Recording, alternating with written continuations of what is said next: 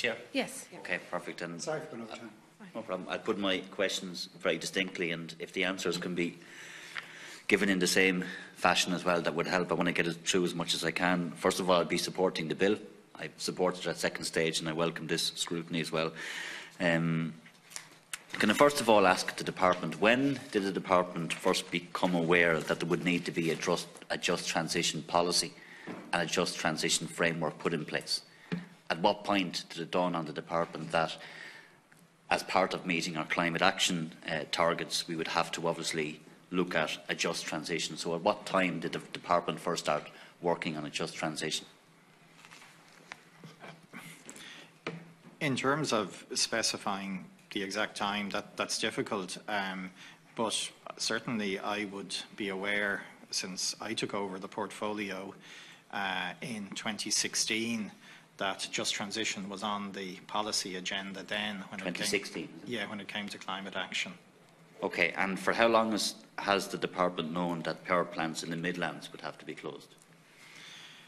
I think, and I might bring Michael in on this, but I mean, there were objectives set in the National Development Plan when it was published about exiting peat and coal-fired power generation, which were very clearly set in terms of policy, and that has been accelerated recently due to some regulatory decisions and planning decisions. I don't know, Michael, do you want to come in?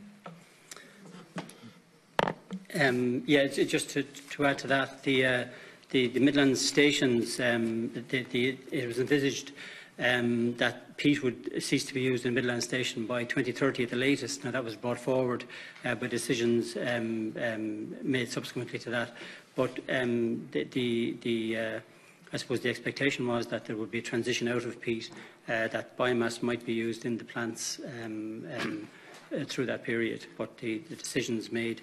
Okay, I thank you for that. But why is it only now that the government is looking at putting in place an actual process? So what we're hearing from Mr. Carroll, and we spoke at the Public Accounts Committee on this quite extensively as well, that the Just Transition Commissioner, he's not fully in place yet, or is only in place a couple of weeks. The funding was only put in place in the budget of this year. We had the decision to close 2 power plants that were made prematurely.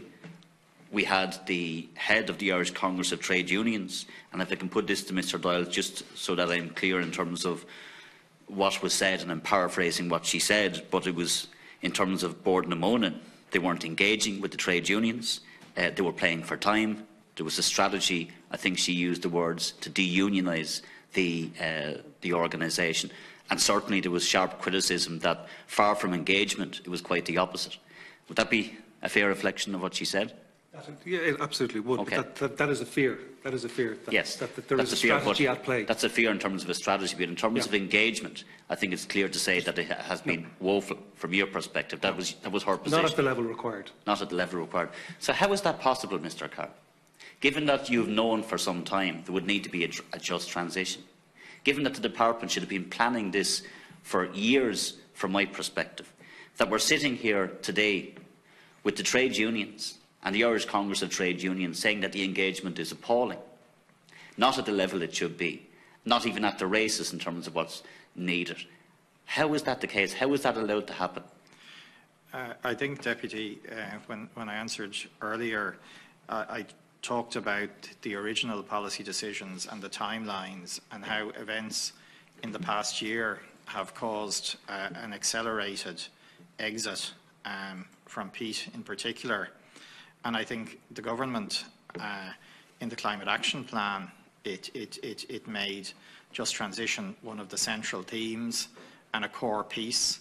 And in terms of responding to what's happening in the Midlands, I went through the long list of initiatives in the first budgets and some of these developments. There's quite clearly been funds set aside. A Just Transition Commissioner has been announced, and but Mr. Carroll, none of those are in place. That's the point. So none of them are at this point in time working So some of those solutions you're talking about, the detail still has to be worked out.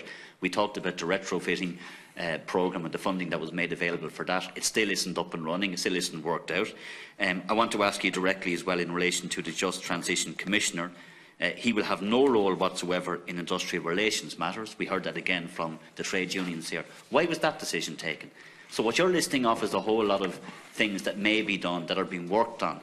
But at this point in time, they are not in place. They are not working. And specifically in relation to the Just Transition Commissioner, who you are telling us will have this overarching role to put it all together.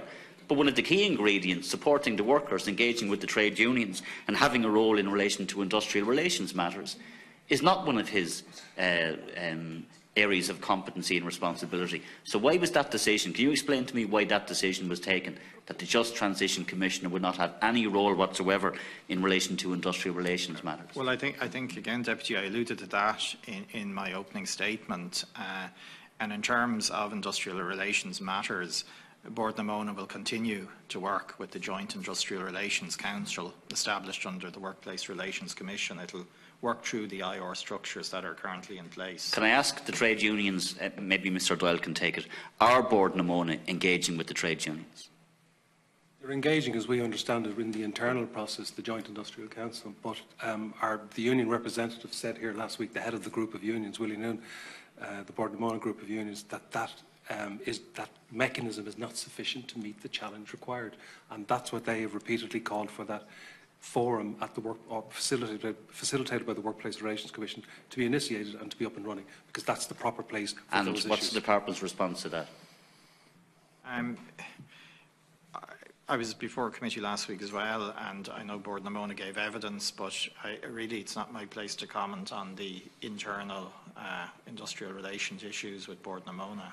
But sure, what's the point in having a just transition policy if everyone passes the buck? Your department is the line department responsible for making sure we have a just transition. And going back to the points I made earlier, we all knew this was coming down the tracks for years. And yet, what did we see when 2 plants were closed prematurely, ministers scrambling down to the Midlands, money made available in a budget, no clear plans, no clear strategies, no clear engagement, no clear framework. I welcome this bill will give some level of coherence if it's put in place. I'm not hearing any urgency from the department at all, other than telling me what was in the budget and what might be put in place and what may happen. But there is no sense of any urgency, no sense of any clear strategy that I'm hearing from you.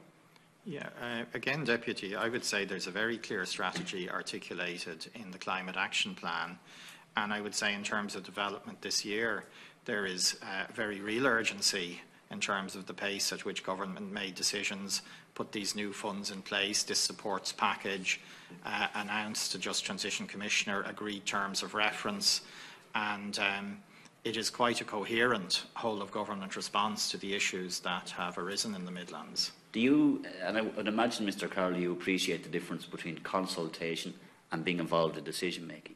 Because it strikes me that what the government are doing here in terms of the Just Transition Forum, and there's difficulties with that as well, is that it's all about consultation. What we actually need, and I think what Deputy Ryan is trying to achieve as well in his bill and what the trade unions are saying, is that the stakeholders need to be involved in actual decision-making, not just simply be consulted or maybe not consulted at all. So do you accept, first of all, and maybe just this is what I need to get from you, do you accept that there is a frustration from the representatives of the workforce and the representatives of Bord na Móna, ESB and others who need to be protected here, that those trade unions are telling us that the architecture isn't what it should be, and what you're telling me is that it is? So first of all, can you accept the frustration from the trade unions, and what have you learned from what you heard from Ms King last week and from the trade union leaders here today? What have you learned that can result in changes that will make sure that we get better at just transition? Deputy, I can certainly hear the views that are being expressed by the unions here today and last week. I think what I'm saying is that the funds and the Just Transition Commissioner have just been put in place. The terms of reference have just been agreed. The Just Transition Commissioner has very clear and comprehensive terms of reference. He has not yet had a chance to go about doing his job. He will be reporting quarterly to government. The arrangement is to be reviewed after 2 years. So it's hard to see how you can make an argument that a structure doesn't work when the structure has just been established and hasn't had a chance to operate as described in the terms of reference. I'll just make one final comment. That's my whole point, Mr. Carroll. You've made my point for me. It should have been established a long time ago. So we're here now asking these hard questions. That's our job, to put the questions to you. We're here now dealing with this because the preparations were not made earlier. The strategies were not put in place earlier. And it's not good enough then to put it back on us and say, well, you can't judge us on what's not in place. You didn't put it in place. And everybody knew, everybody around this table knew that there would have to be a just transition element of what's needed to reduce our dependency on carbon. Everybody knew for years. So it's not good enough then simply to say, well, it's not up and running. That's the entire point. It isn't up and running. That's on the department. But, Deputy, it will be running very, very shortly. And there were particular events this year that accelerated the need to act.